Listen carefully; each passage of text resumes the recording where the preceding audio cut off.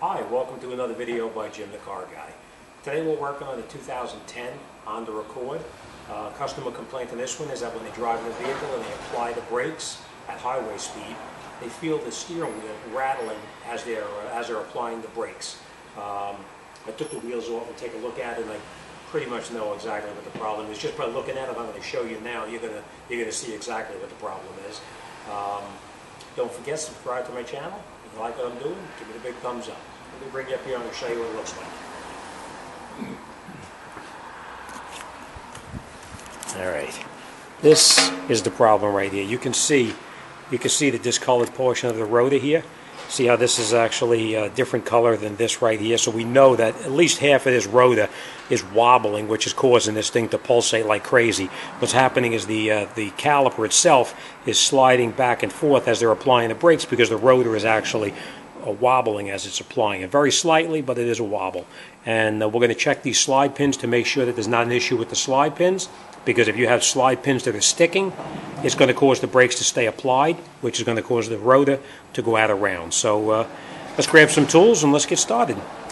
Basically what we're going to do here, I'm going to show you real quickly. I'll try to get that light out of the way for you. What we're going to do here is what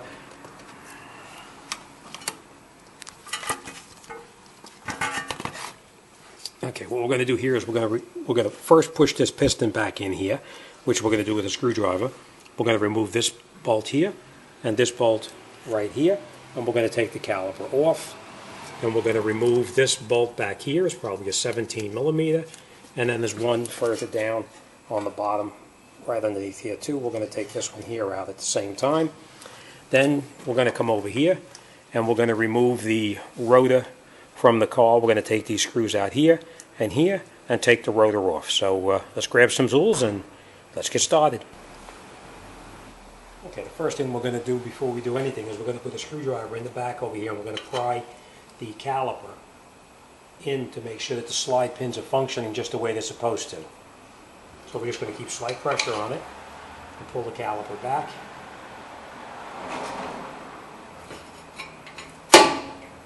And then we're going to push the brake pad all the way back into the bore. And now we're going to check our caliper to make sure the slide pins are functioning. And they slide back and forth perfectly, so there's no issues with the slide pins staying applied. So most likely it's just because the rotor itself was out of round, or possibly the customer drives with 2 feet too, and that causes the rotor to go out of round like that too. So, all right, next thing we're going to do is we're going to take out these 2 screws right here. And the way you do that, you have 2 different options. You can use a driver like this to put it on here, hit it, and knock it out. Or if you don't have a driver, you can use just a regular screwdriver to try to remove them. Now a lot of times these bolts are so tight you can't get them out. What I normally do is just take a driver and just tap on it to break them loose.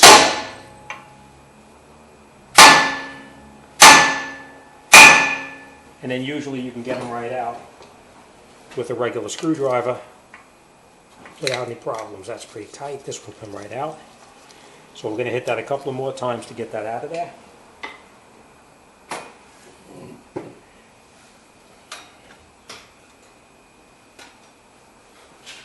You just hit it pretty firmly.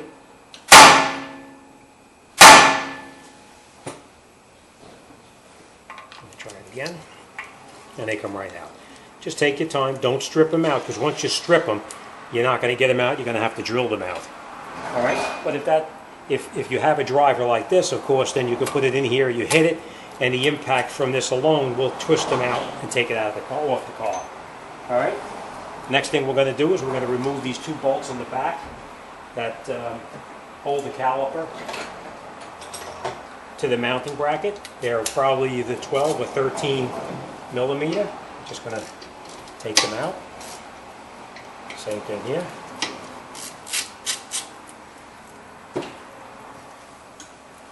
Now anybody who's watched my videos in the past knows that with these particular any car, you never want to leave the caliper dangling by the hose. You always want to secure it up and out of the way, and I use a piece of wire to hold it up out of the way, or you can use anything that you have at your disposal and just put this up and out of the way like that, and now Our slide pins are sliding just the way they're supposed to. And we're going to take those bolts out the back.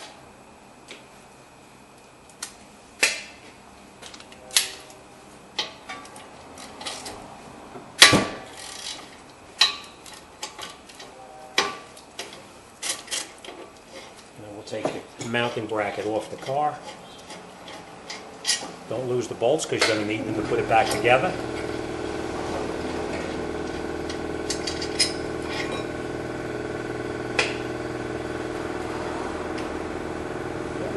Take our rotor off. Now the rotor is pretty tight on there.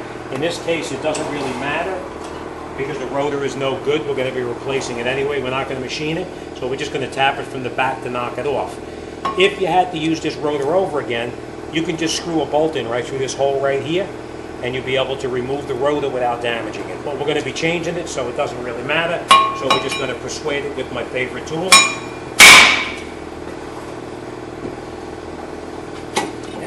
Comes right off the car.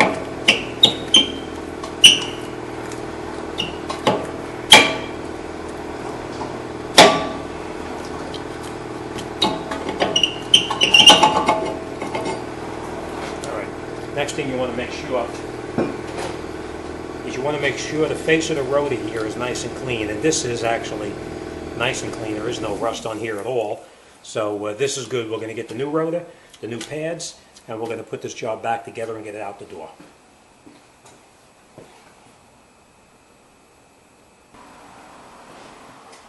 Okay, now that we have our replacement rotor, what you're going to do is you're going to clean off that oil that's on there. Just give it a spray, and you can wipe it off to get the oil off. The same thing on the other side.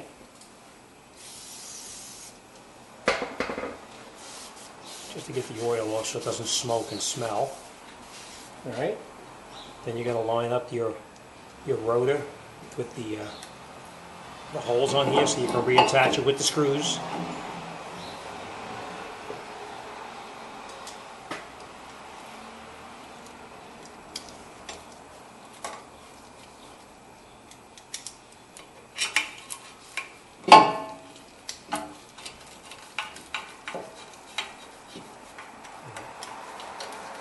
And then once you have it tight, just tighten them as tight as you possibly can.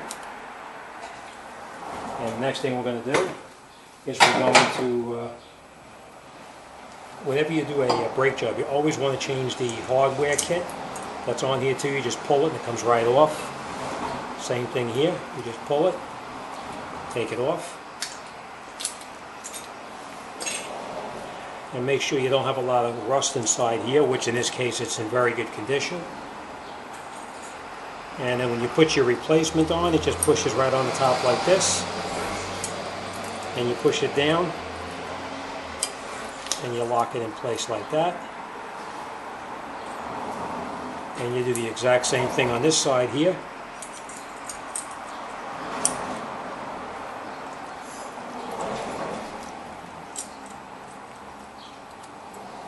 Make sure it goes down all the way, which it did. And then what we're going to do is we're going to lubricate the slide pins here, just so that everything slides properly without any kind of binding issues. Very important, with every job you want to lubricate it. And what you do is you do one pin at a time. You just take it out, put a little bit of brake lubricant on it, and put it right back in. Make sure that that boot pops right back up onto the top where it's supposed to there.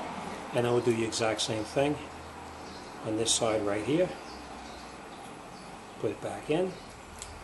And again, make sure when you push it in that it pops, that boot pops right back up where it's supposed to, like that.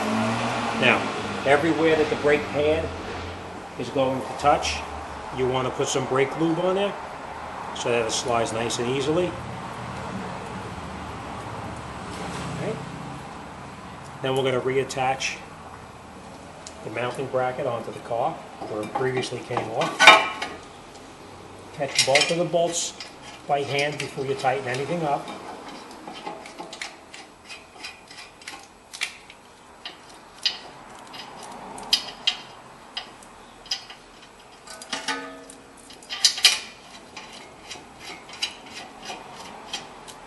And once once you have it tight, then you can get in here with your ratchet and tighten both of those mounting bolts up.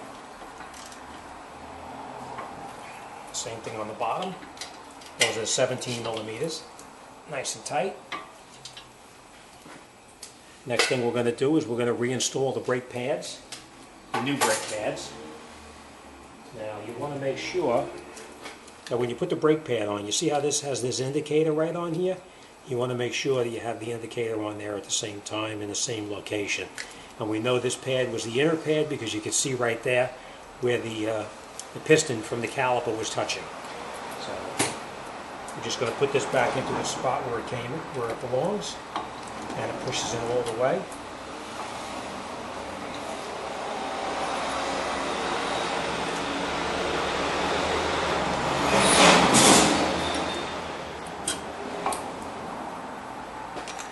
And you put the inner pad in, and you can go ahead and put the outer pad in too, and just push it into its spot, and you push it in all the way, and they slide nice and freely, so we don't have to worry about it binding up.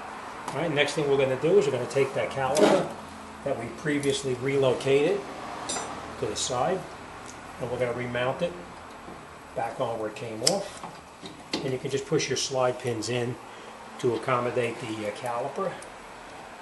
And you may have to turn it very slightly, the slide pins, to get it to line up properly. And then you can catch your two bolts by hand. Same thing on the bottom.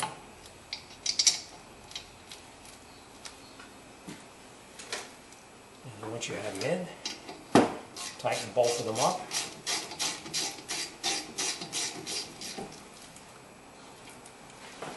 Show you this.